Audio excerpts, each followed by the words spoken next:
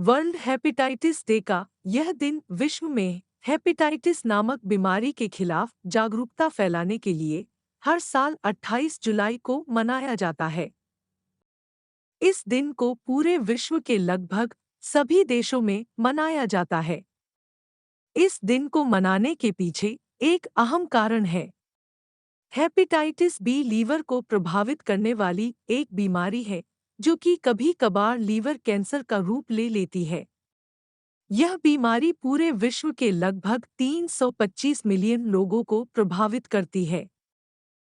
हर साल इस बीमारी की वजह से लगभग 1.34 मिलियन लोगों की मौत हो जाती है।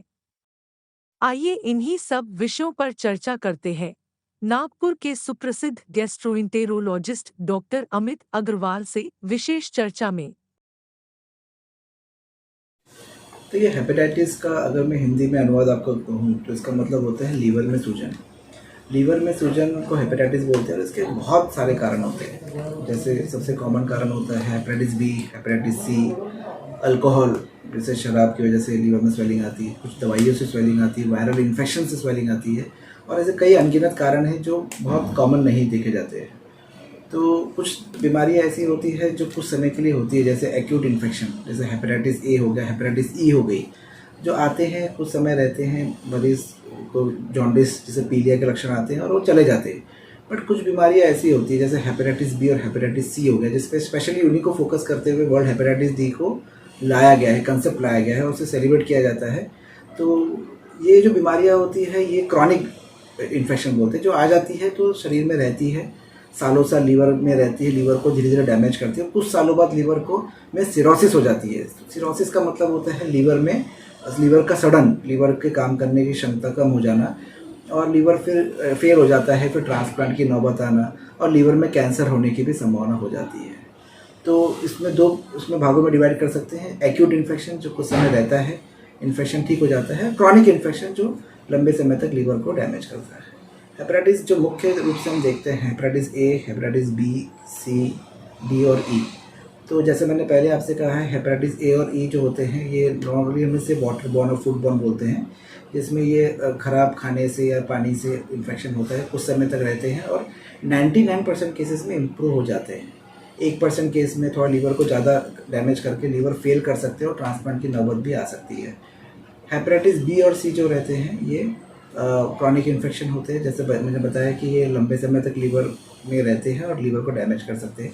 इसके अलावा भी कुछ अलग टाइप के वायरसेस होते हैं, जैसे एप्स्टीन-बार वायरस, CMV वायरस, ऐसे बहुत रेयर वायरसेस होते हैं जो नॉर्मली देखे नहीं जाते, कुछ स्पेशल सर्कमस्टांसिस में ही उन्हें पाया जाता है और उन्हें उनका इलाज किया जाता है। ये वायरस तो सभी घातक हो सकते हैं। कौन सा वायरस ये ज़्यादा इंपॉर्टेंट नहीं है, ये सबसे इम्पोर्टेंट चीज़ होती है कि आपके एरिया में कौन सा वायरस ज़्यादा कॉमनली पाया जाता है।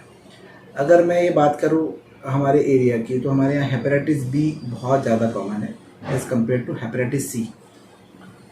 अगर मैं रेशो की बात करूँ तो ये बोल सकते हैं, अगर हम 50 या 40% पेशेंट्स अगर देख रहे हैं हेपेटाइटिस बी के, तो उसमें से एक पेशेंट फिर हम हेपेटाइटिस सी का देखते हैं। इतना रेशो वेरिएबल है।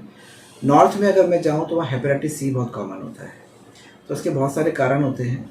दोनों ही वायरस घातक हो सकते हैं बट और लीवर को डैमेज कर सकते हैं। सबसे इम्पॉर्टेंट चीज़ ये होती है कि इसे पकड़ में आना बहुत ज़रूरी होता है। जितना जल्दी ये पकड़ में आए उसका इलाज कर सकते हैं, और इलाज करने से जो फ्यूचर में लीवर डैमेज होने की जो प्रक्रिया होती है उसे स्टॉप कर सकते हैं और लीवर को डैमेज होने से रोक सकते हैं।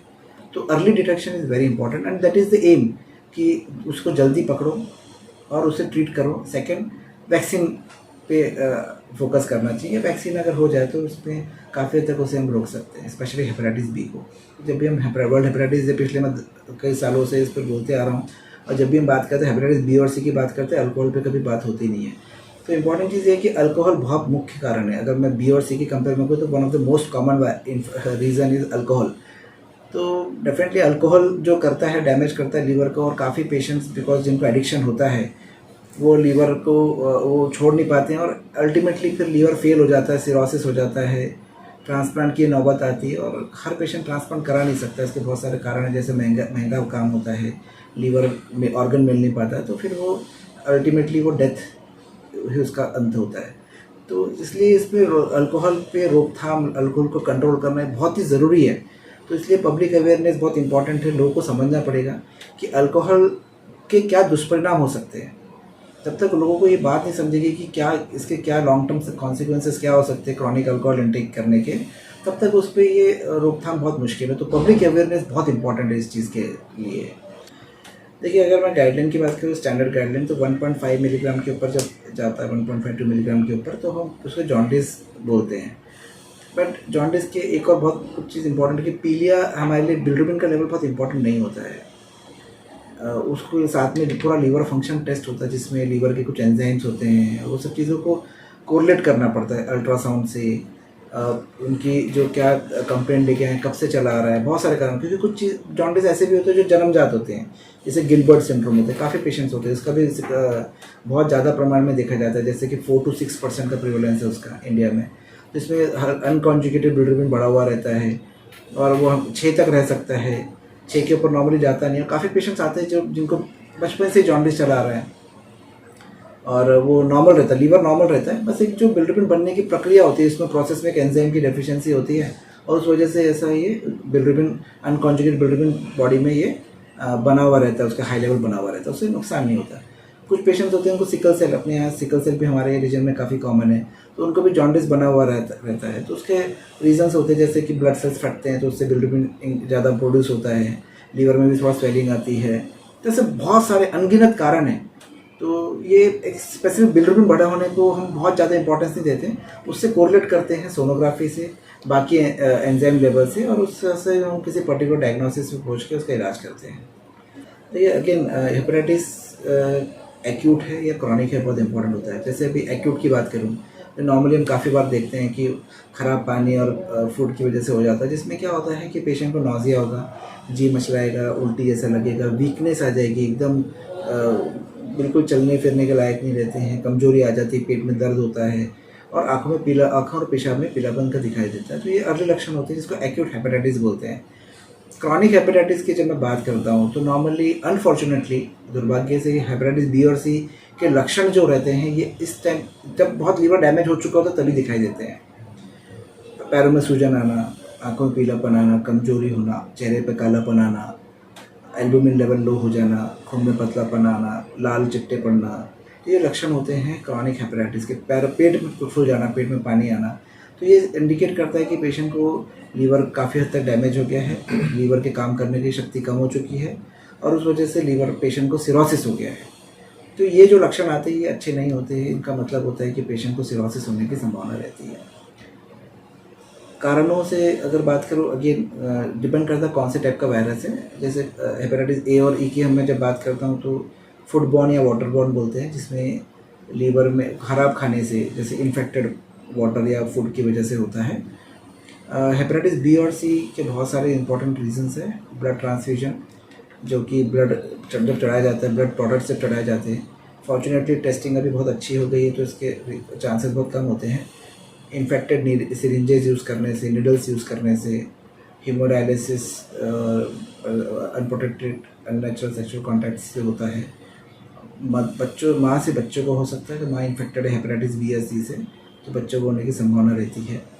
तो ऐसे बहुत सारे रीजंस है, स्पेशली जब इन्फेक्टेड कोई फ्लूइड जब बॉडी में डायरेक्टली ब्लड, हमारे ब्लड के सेल्स में जाता है, नसों में जाता है, तो उससे होने की संभावना बहुत ज़्यादा रहती है। इस बहुत सिंपल टेस्ट होते हैं, ब्लड टेस्ट होते हैं, जो जिनके एक टेस्ट जो होती है 1 से 2 घंटे में 2 रिपोर्ट्स आ जाती है। बहुत कॉमनली अवेलेबल टेस्ट है जो इनसे पता चल जाता है। तो नॉर्मली हेपेटाइटिस बी और सी के लिए क्योंकि एक मरीज़ से दूसरे मरीज़ को हो सकता है, तो जब भी हम पेशेंट का ऑपरेशन प्लान करते हैं, जब भी कोई मरीज़ ब्लड डोनेट करने जाता है, जब भी प्रेगनेंसी के समय, इस टाइम पे सभी मरीज़ों की जांच की जाती है। और काफ़ी मरीज़ हम जब देखते हैं तो इसी टाइम पे डायग्नोज होते हैं, इंसिडेंटल डायग्नोसिस, जैसे पता ना सालों तक वायरस बॉडी के अंदर पड़ा रहता है, पता नहीं चलता है, और जब अल्टीमेटली लीवर बहुत डैमेज चुका होता है, जब उसके लक्षण दिखाई दे तब पता चलता है। तो फॉर्चुनेटली ये अर्ली टेस्टिंग से, और ये जो जिस टाइम से हम टेस्ट करते हैं तो उससे काफ़ी हद तक पेशेंट को अर्ली डायग्नोसिस होती है और ट्रीटमेंट करने में आसानी होती है। मैं अभी हेपेटाइटिस बी और सी के बारे में बताऊंगा कि ये क्रॉनिक इन्फेक्शन होते हैं। रोकथाम के लिए वैक्सीन्स अवेलेबल है हेपेटाइटिस बी के लिए, अनफॉर्चुनेटली हेपेटाइटिस सी के लिए अवेलेबल नहीं है। बी के लिए अच्छे इफेक्टिव वैक्सीन्स हैं, जो अभी हमारे जो इंडियन वैक्सीनेशन प्रोग्राम में भी 2008 में ये हो गया था, यूनिवर्सल वैक्सीनेशन प्रोग्राम आ गया है। तो भी जब जैसे बच्चे पैदा होते हैं सभी को लगाया रहता है। तो उससे वैक्सीनेशन से काफ़ी हद तक इसका इंसिडेंस अभी कम हो रहा है, प्रिवलेंस भी कम हो रहा है। हेपेटाइटिस सी के लिए फिलहाल अभी कोई वैक्सीन अवेलेबल नहीं है, जल्द ही हो सकता है कुछ सालों में वैक्सीन उसके लिए भी अवेलेबल हो। ट्रीटमेंट की अगर हम बात करें तो इनके लिए अभी जैसे काफ़ी अच्छा पिछले 10 सालों में इसमें बहुत रिसर्च हुई है, जिसमें पहले जो महंगे और कॉस्टली इंजेक्शन लगाए जाते थे स्पेशली हेपेटाइटिस सी के लिए, तो अभी टैबलेट फॉर्म में आ गए जो 3 से 6 महीने देने से काफ़ी हद तक वो वायरस को कंट्रोल में किया जा सकता है। कुछ पेशेंट्स में हेपेटाइटिस बी में स्पेशली सालों साल एक टैबलेट होता है जो लेना पड़ता है, जिससे भी काफ़ी हद तक वायरस कंट्रोल में रह सकता है। वर्ल्ड हेपेटाइटिस डे पे सबसे इम्पोर्टेंट संदेश है कि अगर जिन्होंने हेपेटाइटिस बी का वैक्सीन नहीं लिया हुआ है तो वैक्सीनेशन करवा लें, जिससे आगे फ्यूचर में हेपेटाइटिस बी का इन्फेक्शन होने से रोकथाम कर सकते हैं, बच सकते हैं। सेकेंड, हेपेटाइटिस सी के लिए स्पेशली इम्पॉर्टेंट है कि बहुत ध्यान रखें कि shared blades, share razors, specially towels वगैरह कुछ कॉमन प्लेसेस पे यूज़ ना करें, और स्पेशली कॉशियस रहें। दूसरा इंपॉर्टेंट चीज़ है कि जब भी खाएं तो हेल्दी फूड खाएं, बाहर स्टेल फूड और खरा ऐसा लगे फूड इन्फेक्टेड है तो वो ना खाएं। सबसे इम्पॉर्टेंट चीज़ है प्रिवेंशन, तो prevention is better than cure. अगर हम उससे बच सके वही सबसे इम्पॉर्टेंट चीज़ है। उसका ट्रीटमेंट और क्योर होना काफ़ी हद तक जिस टाइप के क्रॉनिक इन्फेक्शन होते हैं बहुत डिफ़िकल्ट होता है, तो प्रिवेंशन पे ज़्यादा फोकस करना इम्पॉर्टेंट है।